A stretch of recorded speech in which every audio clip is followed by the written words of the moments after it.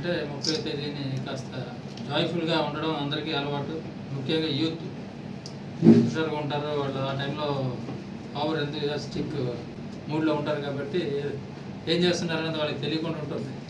అందుచేత దానికి సంబంధించి మన ఎస్పీ గారి తాలూకా ఇన్స్ట్రక్షన్స్ మేరకు టెక్కలి సబ్ డివిజన్ పరిధిలో ముఖ్యంగా న్యూ ఇయర్ని సెలబ్రేట్ చేసుకునే వాళ్ళకి జస్ట్ కొన్ని సూచనలు ఇవ్వటం జరుగుతూ ఉంది.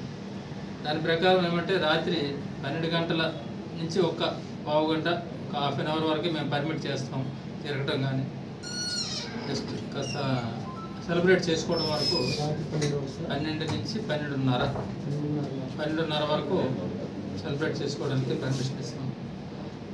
ఆ సమయంలో కూడా ఏంటంటే రోడ్ల మీద బాణసంచా అనేది కాల్చడానికి లేదు. అలాగే వీళ్ళు ఓవర్ స్పీడ్తో పోవటం, పెద్ద సైలెన్స్ ముగించుకొని పోవటం, గుంపులుగా పోవటం అట్లాంటివన్నీ కూడా నిషేధం. అట్లాంటివి కార్యక్రమాలు చేయటం కుదరదు. అదేవిధంగా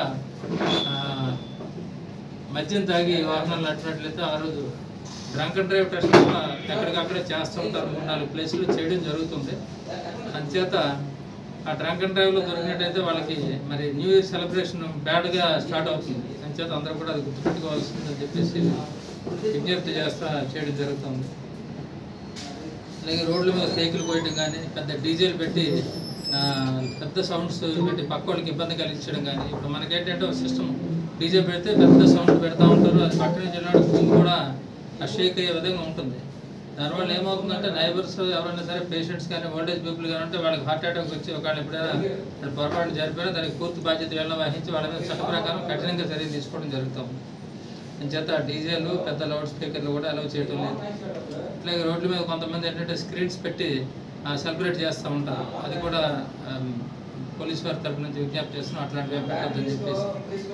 అదేవిధంగా మోటార్ సైకిల్ మీద క్యాకులు వేసుకుని తిరగడం, ఓపెన్ ప్లేస్లో డ్రింక్ చేయడం, ఇట్లాంటివి ఏమైనా చేసినట్లయితే మాత్రం చట్ట ప్రకారం కఠినంగా చర్యలు తీసుకుంటాం. అందులో మొహమాటం ఏం లేదు. చట్టాన్ని కఠినంగా అమలుపరుస్తాం.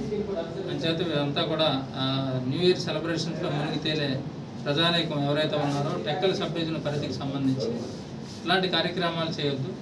వాళ్ళు పీస్ఫుల్గా న్యూ ఇయర్ని సెలబ్రేట్ చేసుకోండి. సెలబ్రేట్ చేసుకునేటప్పుడు పక్కవాడికి ఇబ్బంది కలిగించకూడదు. ఎప్పుడు కూడా మనం ఆనందంలో మునిగి తేలాలన్నప్పుడు పక్కవాడిని కూడా ఆనందంగా ఉండేటట్టు చూడాలి. వాడికి ఇబ్బంది కలిగించామంటే మన ఆనందం గురించి కాదు, పక్కవాడి ఇబ్బంది గురించి ఫస్ట్ పోలీసులు మాట్లాడాల్సి వస్తుంది.